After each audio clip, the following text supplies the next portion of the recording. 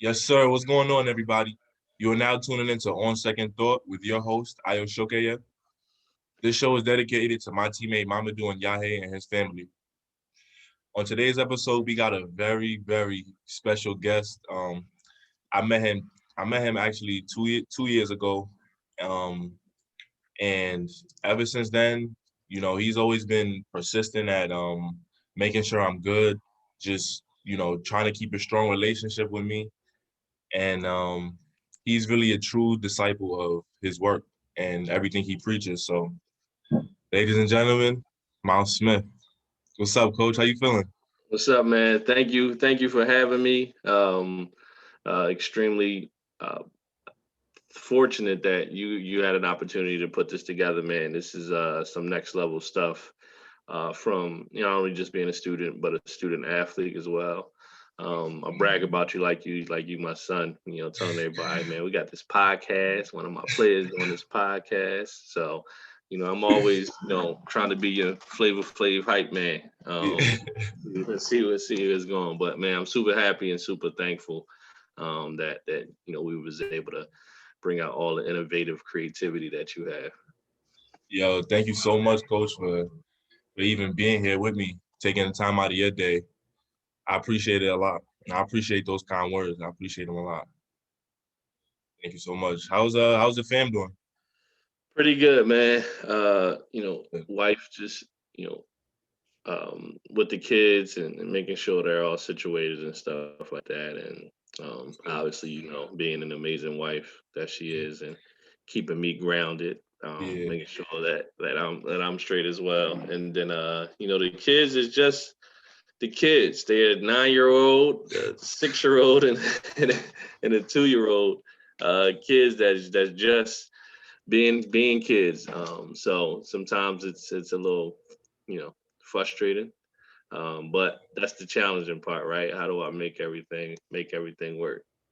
Yeah. That's what's up. That's what's up. So just tell us about yourself. Yeah, man, just a little bit about me. I'm going on this would have been my 6th year this upcoming year, but 5 years at NVU-Johnson, and actually played here for 2 years as well. Um, you know, Originally born and raised North Philadelphia, basically all over North Philly, predominantly Burke Street, 23rd and Burks, is where everything happened at for me. But yeah, just a young kid from you know Burke Street, I would say. Really just focusing on how to navigate through life, and then just had an opportunity to get where I am today. I'm fortunate enough to have a strong family, and a strong wife, and her family as well, to really get me to where I am, as well as my faith in Jesus Christ. All of that added together played a huge role in where I am and the things that I'm looking to do on my journey. That's what's up. That's dope. That's a dope background. North Philly. We actually got a couple of guys here and last year too that was from Philly and y'all Yeah, yo, Philly we people are different. really funny, yo. Philly people are really funny. We different, man. Yeah, besides, I think it was you and Jaquan.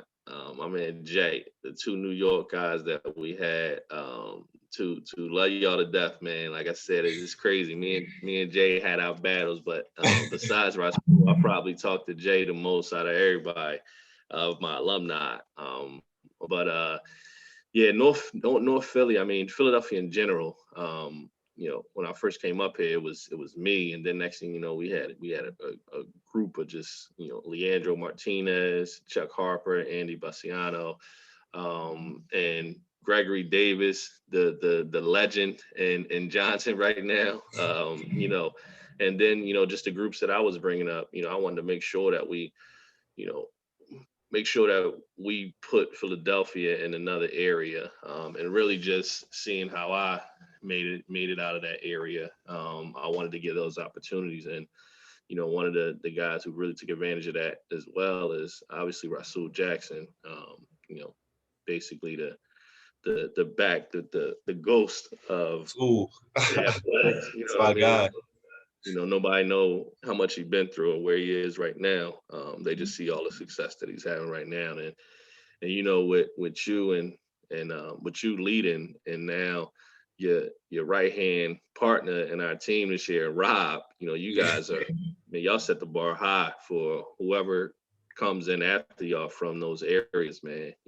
Just what y'all have been able to do both on and off the court. To me is next level. So. I feel like, honestly, I feel like just having a good leader too and a good coach, I feel like that, you trying to set a standard high. So we actually trying to meet that standard and bring everybody else with us. Yeah, man, that's is a testament, I think, to just the culture that we built. You look at most people, you look at those wins and losses, and people put a stereotype on your name, but I think the cool thing is like I'm comfortable in my own skin. So me, the wins and losses never was how I am. Wins and losses never was a thing to me. It was just a way for me to connect with y'all to get y'all the true wins, and that's really succeeding in life afterwards. So I just basically gas y'all up to make y'all think it was all about basketball, but it was really try to transform y'all to be something different than what people thought. Right. So going on 6 years, how has coaching helped you evolve as an individual? Yeah, man. I would say that every year was definitely a challenge. If there's any young coaches out there, I mean, I think patience is a key. Don't get in your own way. I did that a lot of the time. My first year in, I brought in Amari, Rasul, Raheem, um, Ben Hall, and Jordan Singleton, and they just clicked with the group that was here already. Second semester, and we just went rolling. A big change to that was a guy by the name of Demetrius Showtime Slade, um, 6'2", but literally he did everything on the court for us. And really, those guys just knew how to win. It wasn't a lot, to be honest with you, it wasn't a lot of, X's and O's that I was doing. They just know how to put the, ball in the basket. And then I got a little big headed, I think. just, I wouldn't say, I don't know, I wouldn't say big headed, but like, I just, me and my assistant at the time, Josh Reed, we said we want everybody that don't know why I want. So third chance, fourth chance kids, bring them all in. We just want to give them an opportunity that no one is willing to give them.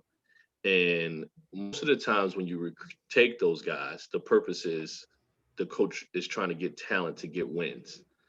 Where my focus was solely on how do I get them to graduate. So I think that was a huge part in what I was trying to do as well. Can you hear me?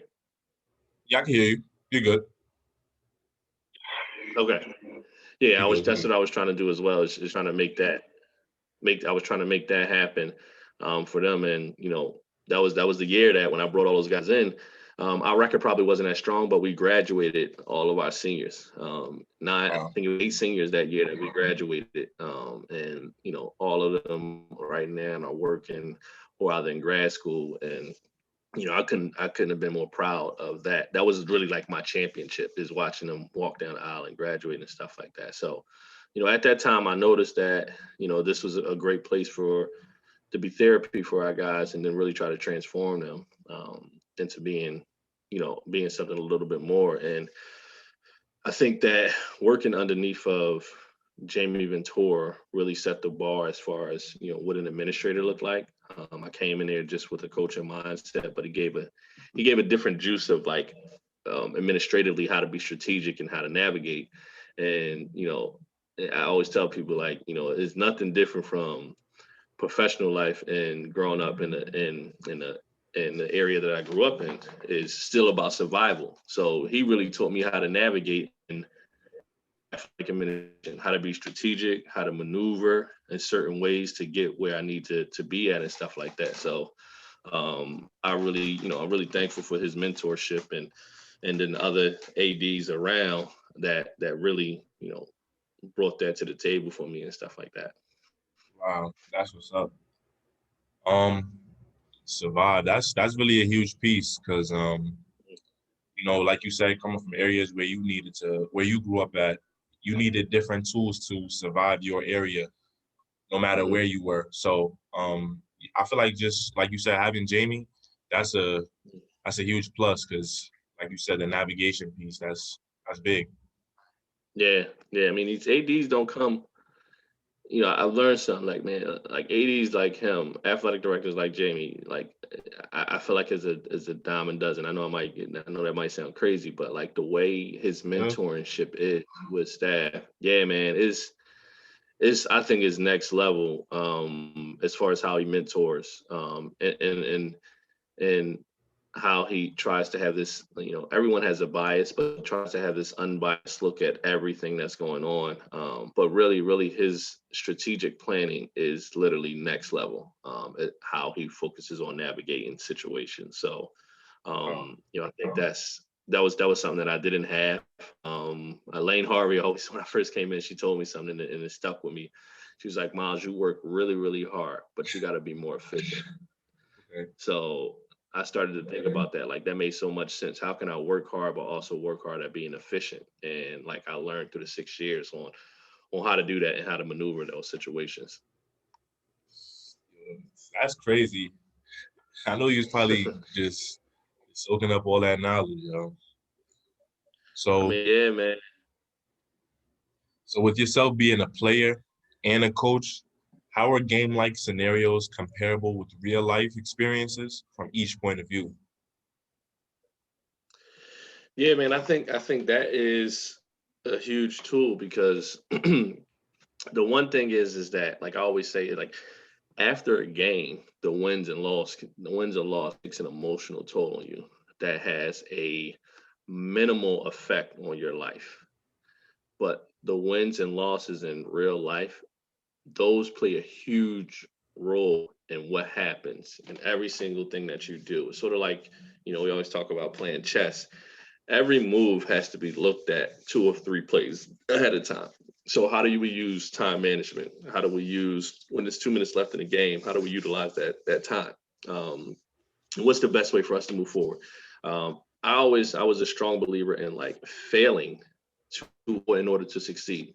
So instead of calling timeouts, what can my players do? That's what we practice for, right? We practice 4 minute, 2 minute sets in a game and figuring out what we can do. And then we talk about it. So even if it's a win or a loss, how do we take that win and minimize that because we got another game coming up? And how do we take that loss and try to learn from that loss and do the same thing in life? Like, how do we take these small losses that we have in order to grow? You know what I mean? I always look at scripture when we talked about, my faith in Romans, it talks about perseverance and suffering to persevere. So, like, I always feel like there has to be some suffering point for us to even identify how to move forward and then how to connect that with like life in general. Every step that, especially, I mean, to be honest with you, especially as an African American student athlete. I think you have to really be strategic in your steps and planning things out and making sure that you're 4 or 5 steps ahead of everybody else that's in your surrounding. So I make sure I try to do that all the time. So I want to try to implement that into my players and put that into game time scenarios as well. So, we'll always talk about that in practices. It's like, how do we compare this to life? How do we compare this scenario to life exactly? And then instead of me giving it, I want you guys to let me know, like, I want you guys to let me know, what do you think? What's the best thing that we can do now? How do we make this work? How do we make this not work? So, Right. I feel like preparation is the biggest thing. It's the biggest key. Like that's where like the preparation of getting to the to finishing the final product. That's the most important part. Because like you like the amount of things you learn like in between and the experiences you gain it makes you tougher. And like you said, like the suffering, you have to go through the suffering. Mm-hmm. Oh man, that's so true, man. I mean, you think about it, right? If you look at this preparation piece, right? And I always look at it is that in my eyes, success comes in graduation. That's where success comes in. But like, what if it's a coach where success comes in wins and losses? Your preparation is going to be completely different, even for game time scenarios, right? Because your mindset is thinking, how do we win this game? Like, how do we strategically win this game? But in my mind, if I'm looking at graduation, I'm always thinking of, okay, how do we strategically win this game, and how can I connect that to life in general, wins and losses? Where's the connection coming in at, so they can keep repeatedly hearing it? It's like shooting, right? When Yeah. you shoot, in order for you to be great at shooting, some people are gifted, but in order for you to be great, you have to get up multiple shots. You got to give a lot of reps so that muscle memory kicks into play. I think that's the same thing with learning. If I'm continuously telling you guys about life lessons and life experiences and how do you use that through the game of basketball, then it becomes a natural thing for you guys of like, okay, yeah, we're going to use this the same way I use this basketball play. That's the same way I'm going to be strategic in how I go about my interviews, how I go about building these leadership programs that I might want to do. So I look at those things and I think about it. If we win a championship, but none of my guys graduate, where's the success in that? Right. But if we don't win a championship and every guy graduates, I'm feeling more excited about that than I am about winning a championship. That's just who I am. I really could care less about a materialistic thing that allows us to do is for me to be prideful and everybody on my team to be prideful.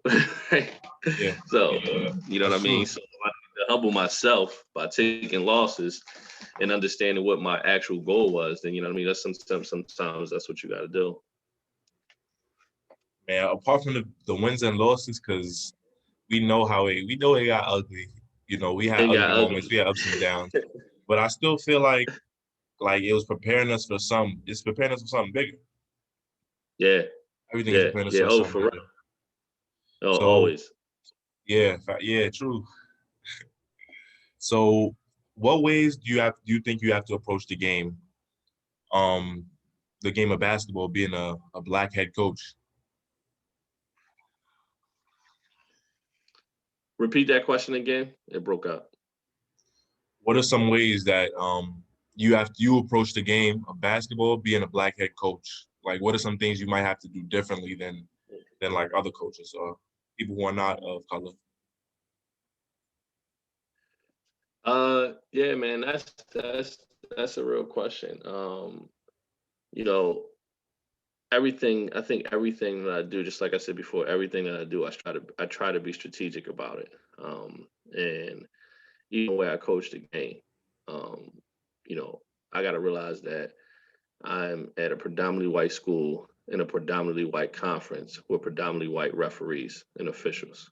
So unconsciously, they might not know about some of the calls or things that they're making, especially if I'm a black coach responding the same way a white coach would. So, like, and to be honest with you, in a way that I coach in my style, by me never talking and never being that way, people might think, well, I'm not showing enough energy, I'm not showing enough enthusiasm. But for me, I'm like, hey, listen, I have to realize that, like, I want my guys, even my BIPOC student athletes, I want them to realize that, like, they can't conduct themselves that way.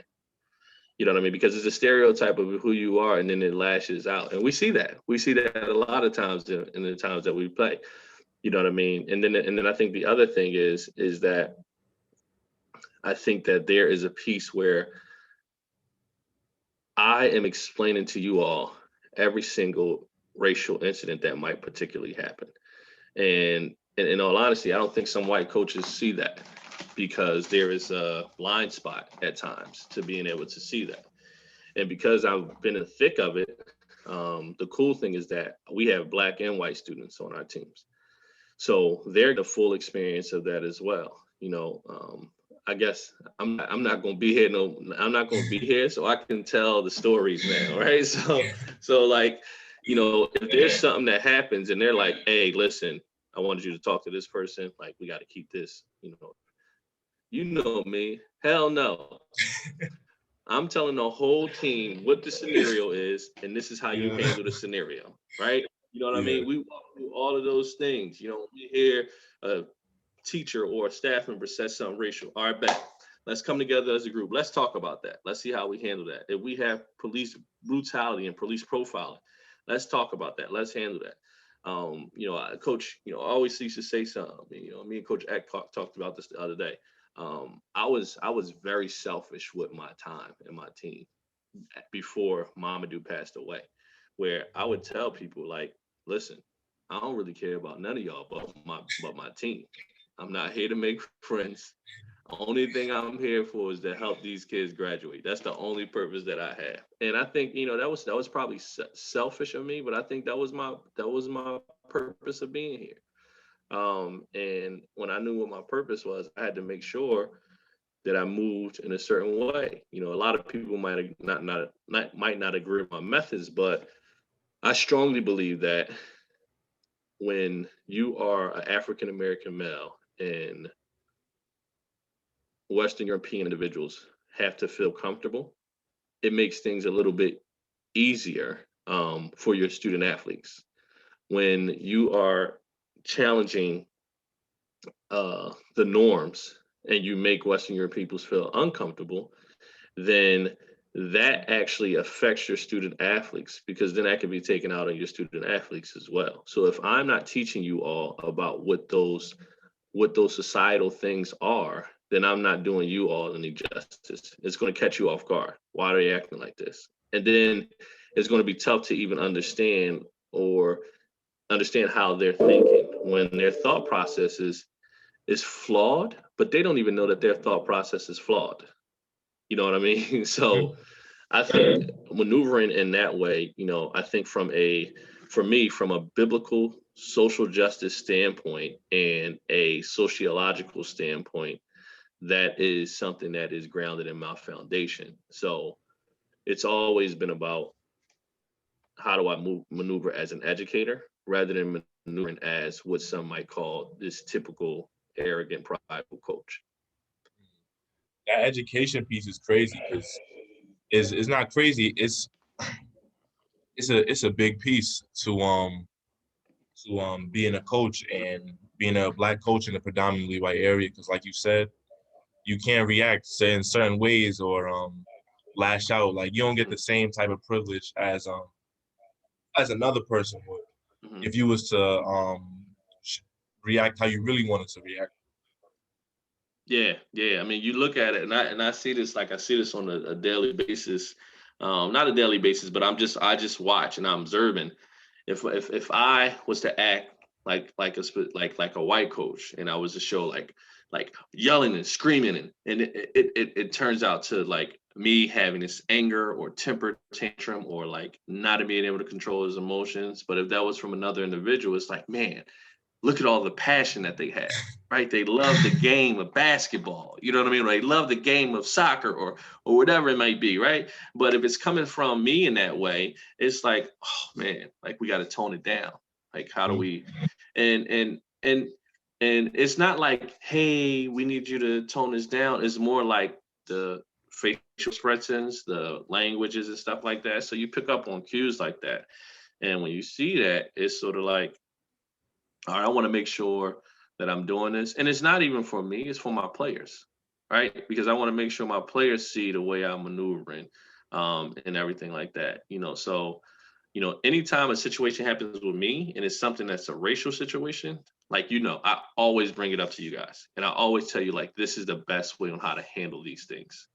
Right. And then as a group, the cool thing of that is not just African Americans, is white students learning about these things as well, and the everyday struggles that might happen within that. Right. For you, I know it's it's the COVID year. Everybody calling it the COVID year. So what was it like coaching? What was it like coaching during COVID? um, I think it was tougher, for me to be honest with you, because like COVID hit last year, and it was a lot of like um, it was a lot of racial things that went on as well.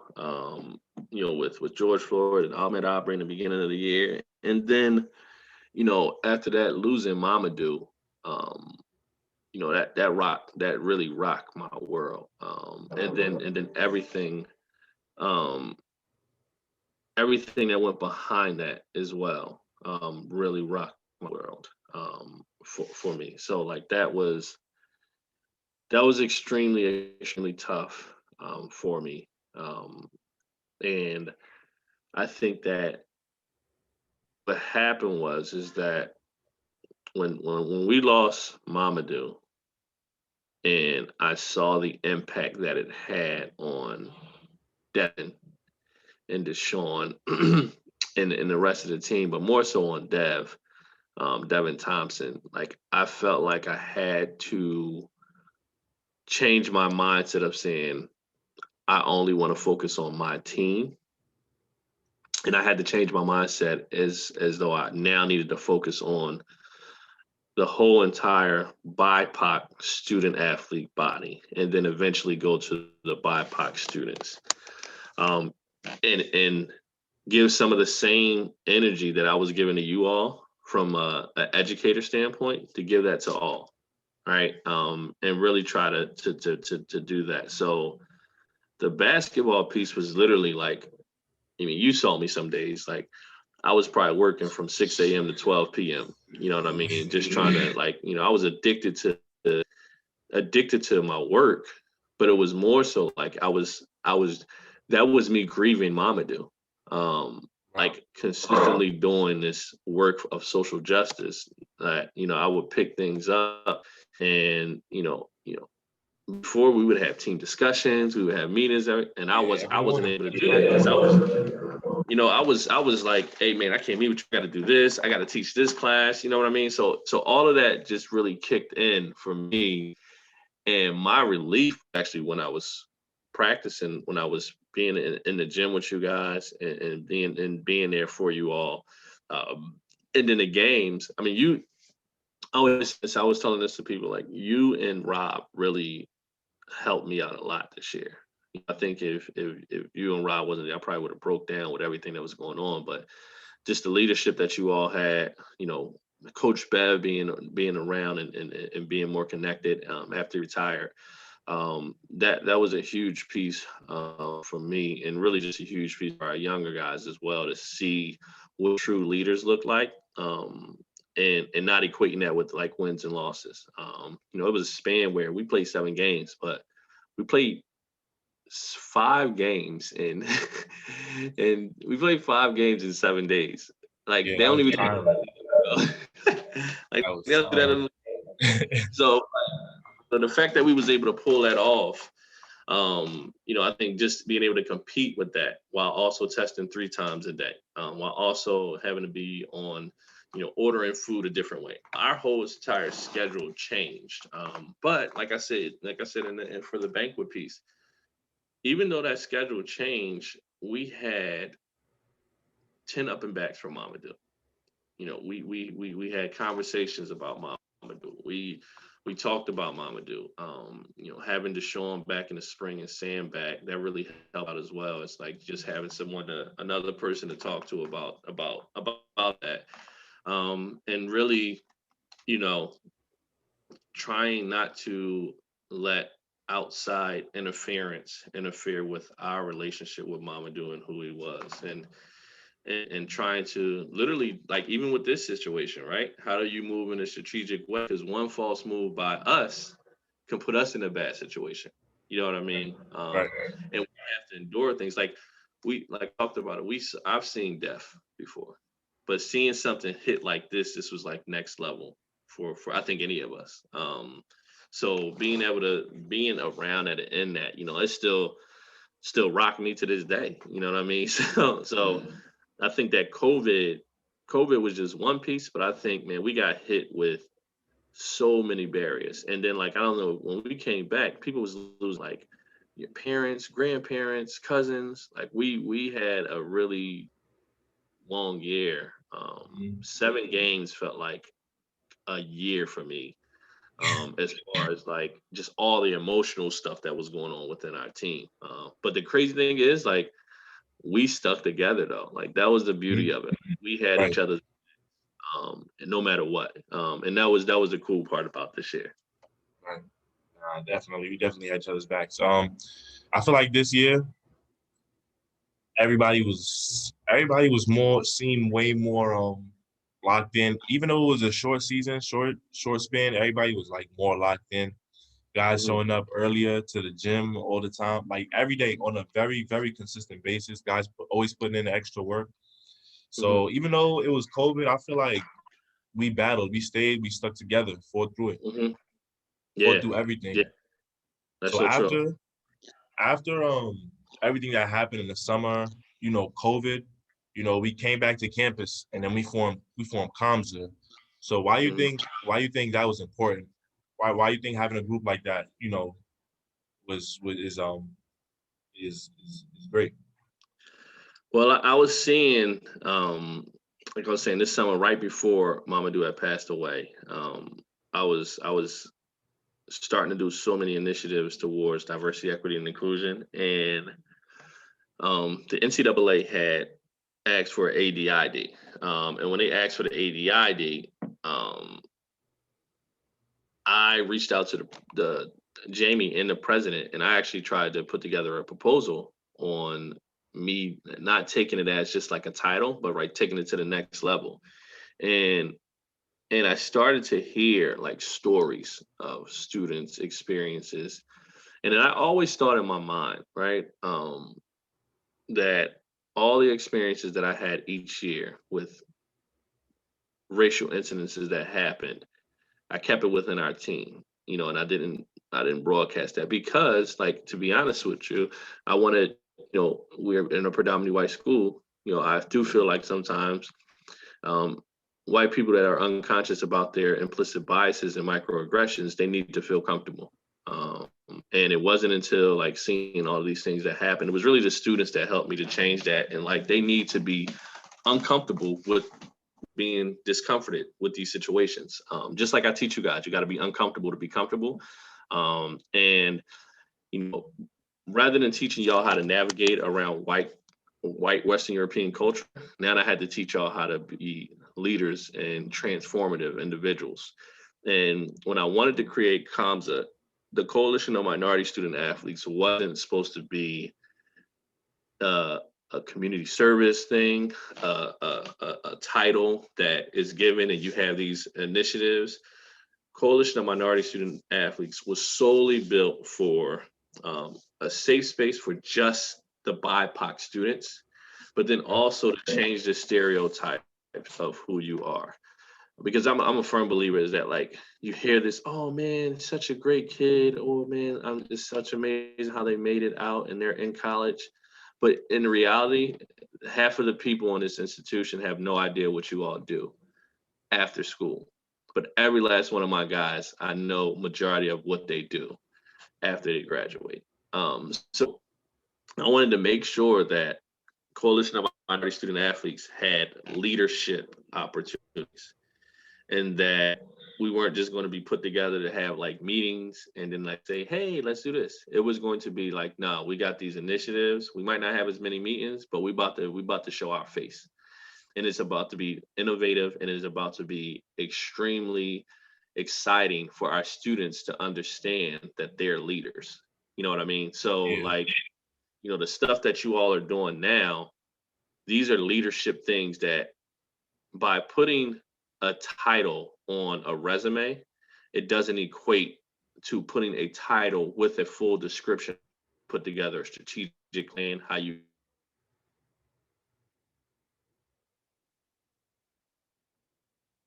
then the next form of Black excellence at a PWI institution. What do I always say? How do I make the basketball team a HBU in a PWI? HBCU. Right? How do I make an HBCU? HBCU at our institution, historical Black colleges and universities, right? How do I make that known? And how do I make that our team? And that's, to be honest with you, that's what we look like. That's what we look at. You know what I mean? I saw just a few, like a couple of weeks ago, Compton State, they signed like two white kids on their team. I'm like, yo, that's us. That's what we got. We got that. We over here. You know what I mean? So I'm like, if we can start transforming those things, you know what I mean? Yeah. That's a better opportunity for me. So. That's good. That's good. I feel like COMSA too. I feel like, especially when we first started it, everybody was hyped. Everybody was Yeah. it was happy to be engaged.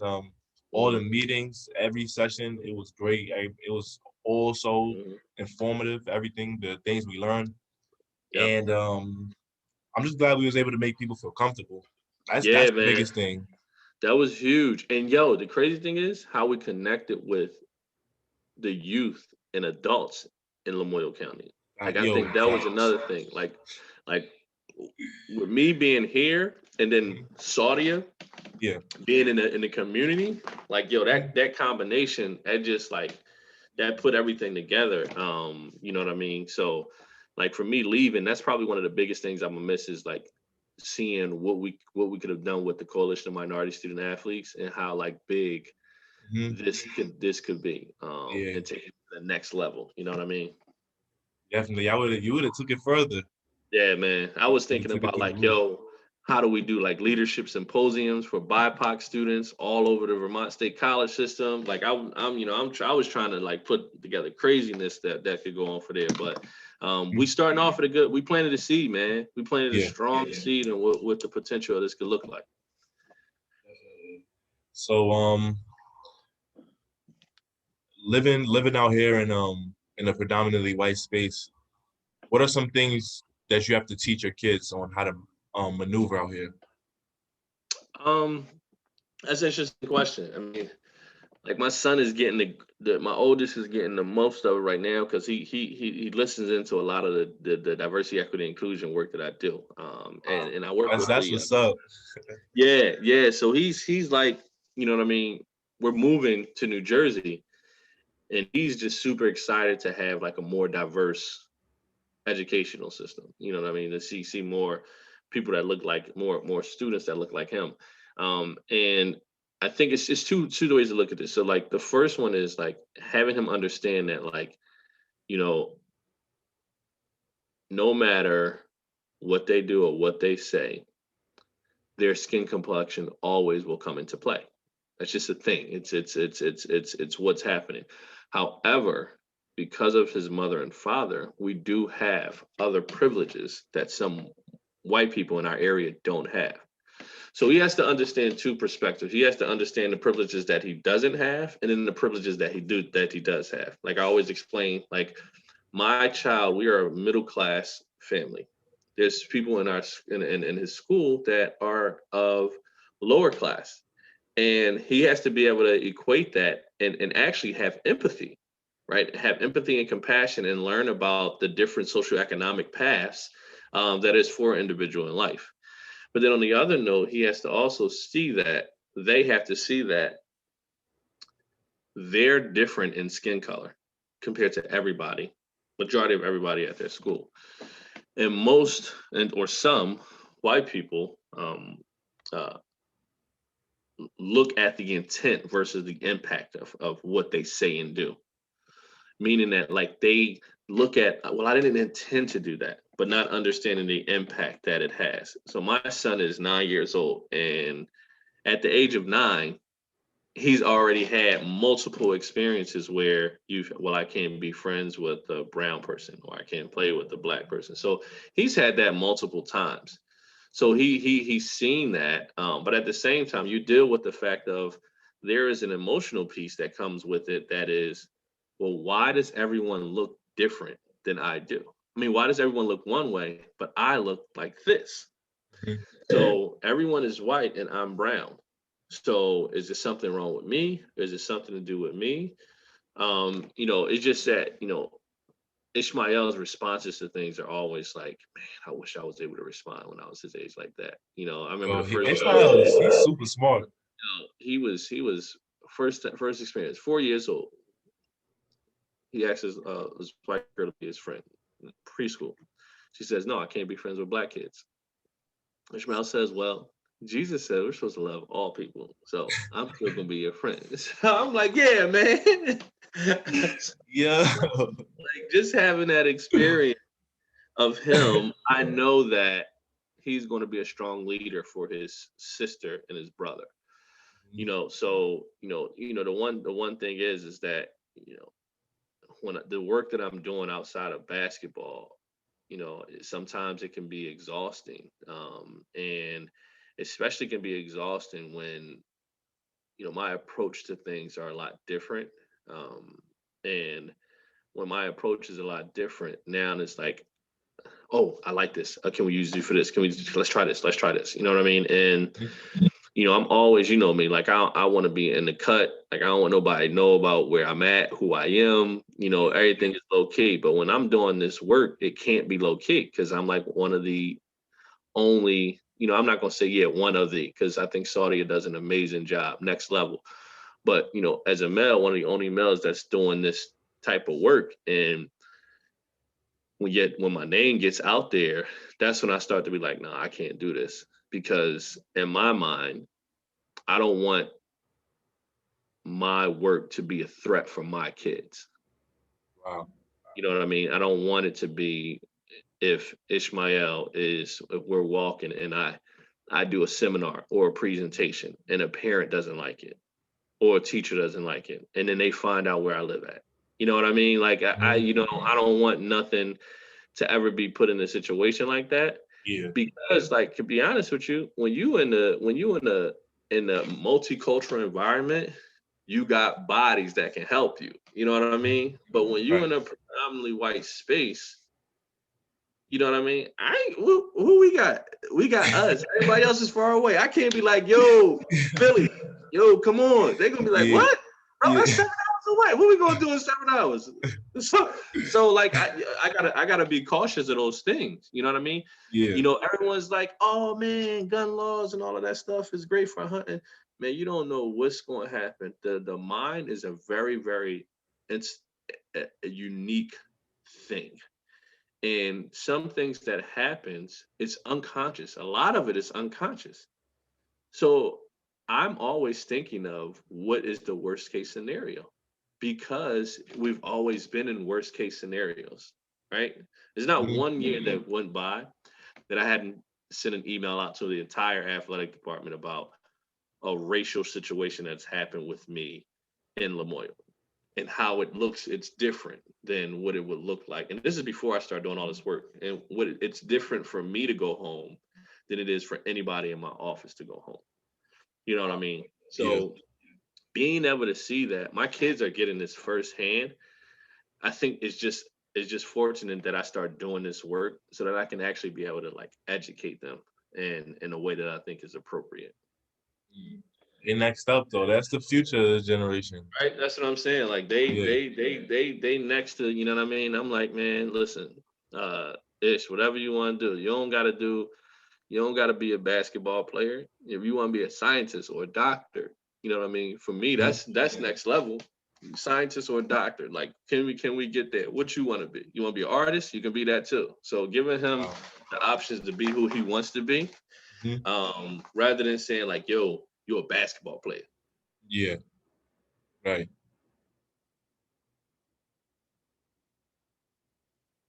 Who is going to be highly accomplished. So one of my wife's things is, because society that we live in, like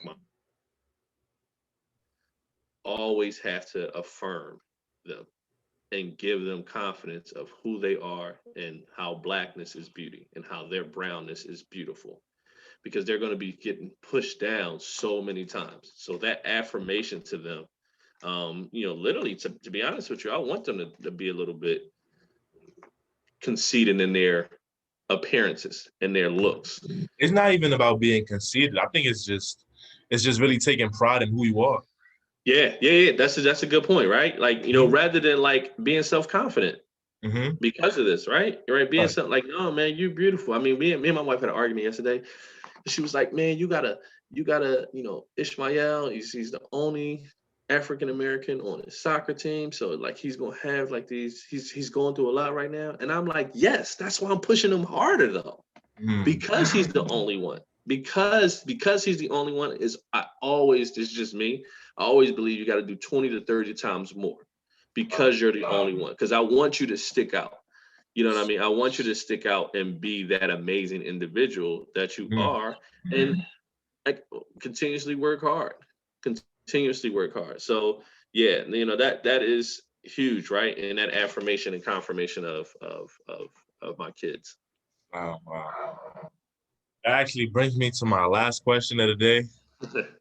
Um, what is one piece of advice you would tell your younger self? Oh man,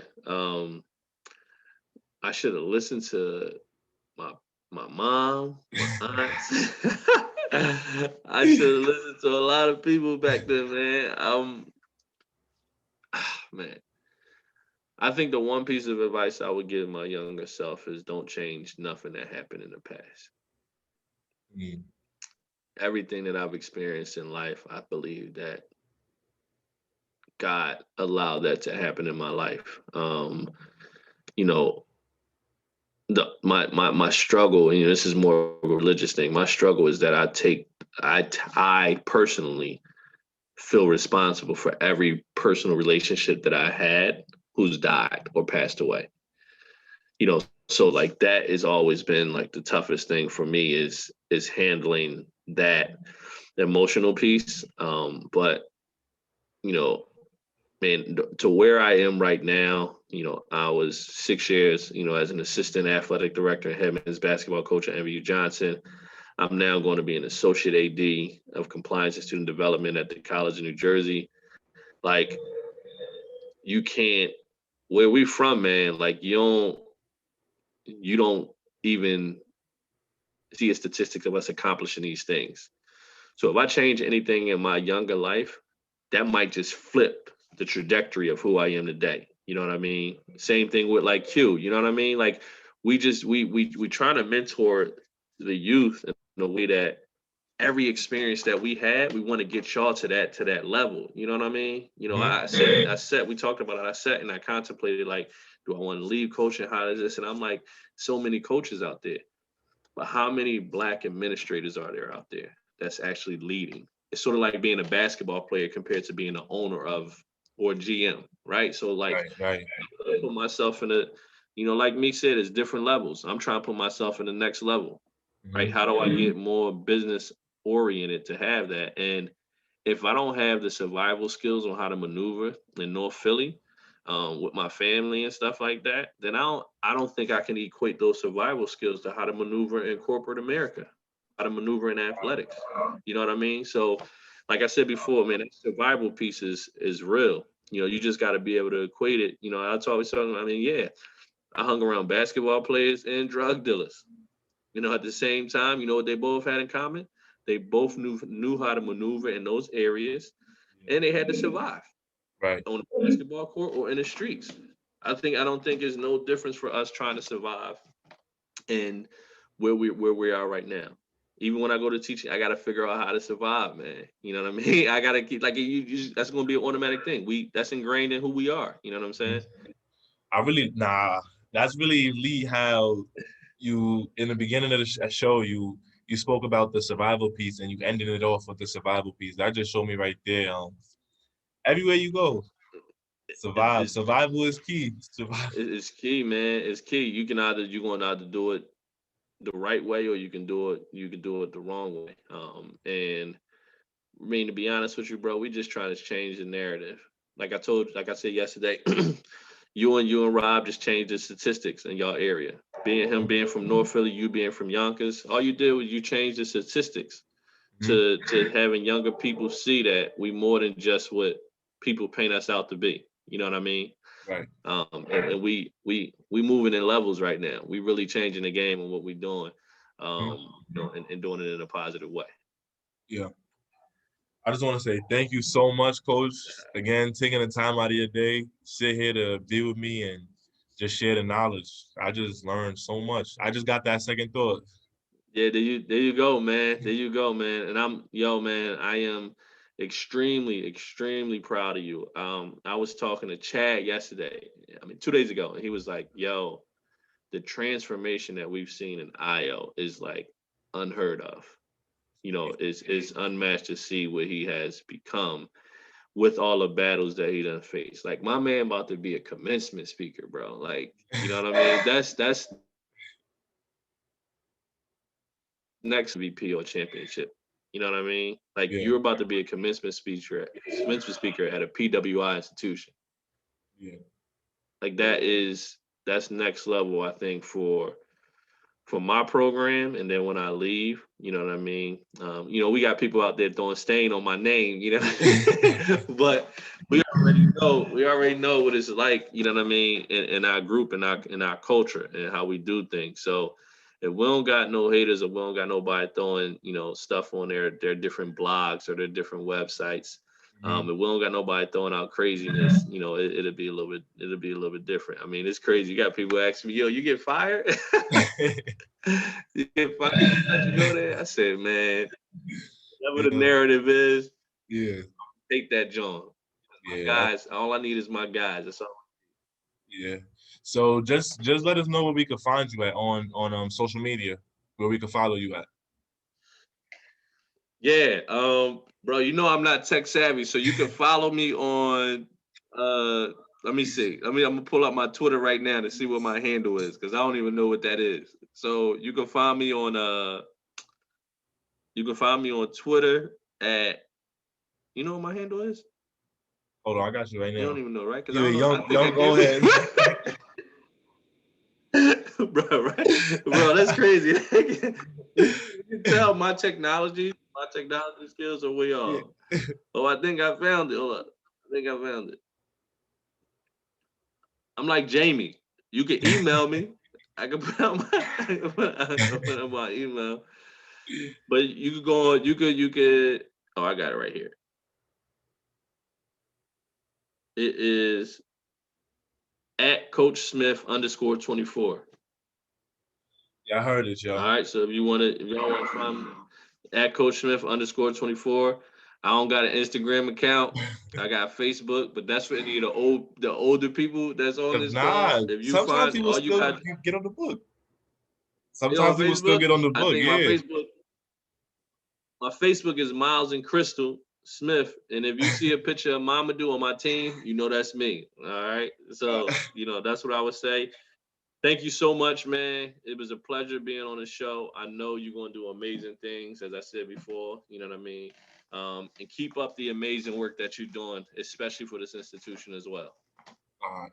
Appreciate it, Coach. Yo. Hope you have a good day. All right, man. All right.